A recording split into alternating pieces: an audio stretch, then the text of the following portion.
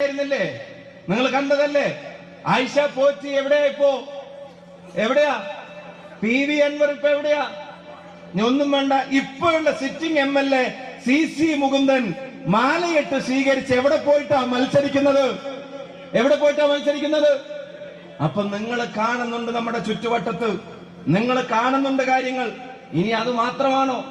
നിങ്ങൾ പരിശോധിച്ചോ, ഇപ്പൊ കണ്ണൂർ ജില്ലയിൽ ഇപ്പൊ നമ്മുടെ പരസ്യങ്ങൾ, നമ്മുടെ പ്രശ്നങ്ങൾ, നമ്മുടെ വിവാദങ്ങളൊക്കെ മാധ്യമങ്ങൾ പറയുന്നുണ്ട്, പറഞ്ഞോട്ടെ, പ്രശ്നമില്ല. പക്ഷെ കണ്ണൂർ ജില്ലയിലെ കാര്യങ്ങളോ?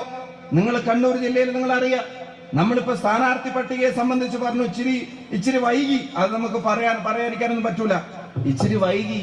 പക്ഷെ പ്രസിഡന്റ് സ്ഥാനാർത്ഥികളെ എല്ലാം കൂടെ നേരത്തെ പ്രഖ്യാപിച്ചിരുന്നെങ്കിൽ ചിലപ്പം പയ്യന്നൂരിലും തളിപ്പറമ്പിലും ഒക്കെ സ്ഥാനാർത്ഥി നമുക്ക് പിൻവലിക്കേണ്ടി വന്നേനെ എന്നുള്ള അവസ്ഥയും അവിടെ നിൽക്കുന്നുണ്ട്. നിങ്ങൾക്കറിയാം അതിന്റെ കാര്യങ്ങൾ. കാരണം എന്താ? ഓരോ പൊളിറ്റിക്കൽ ഡെവലപ്മെന്റ്സിനോട് നമുക്ക് പ്രതികരിക്കേണ്ടതായിട്ട് വന്നു. ഇപ്പം സുധാകരേട്ടന്റെ പേരിൽ പല വാർത്തകളും ഉണ്ടാക്കി. പക്ഷെ തിരിച്ച് നിങ്ങൾ ഒരു കാര്യം ആലോചിച്ച് നോക്കുക, അപ്പുറത്ത് തളിപ്പറമ്പിൽ പത്രസമ്മേളനം നടത്തിയപ്പോൾ TK ഗോവിന്ദൻ എന്ന് പറയുന്ന CPM നേതാവ് പറഞ്ഞത് എന്താ? 10-75 വയസ്സിനിടക്ക് 50 വർഷത്തെ പാർട്ടി പ്രവർത്തന പരമ്പരക്കൊടുവിൽ ഒരിക്കൽ പോലും ഒരു വാക്ക് എന്റെ പാർട്ടിക്കെതിരായി ഞാൻ പുറത്തു പറയേണ്ടി വന്നിട്ടില്ല.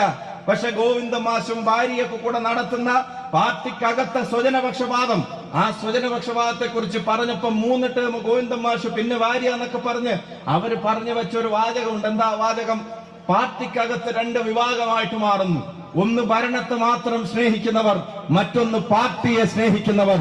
ആ പാർട്ടിയെ സ്നേഹിക്കുന്നവരെന്ന് പറയുന്നവർ അവരിപ്പോ പറയുന്നു, ഞങ്ങളുടെ പാർട്ടിയെ നേതാക്കന്മാര് തിരുത്തുമെന്ന് ഞങ്ങൾ കരുതുന്നില്ല, അത് ജനങ്ങളും പ്രവർത്തകരും തിരുത്തും.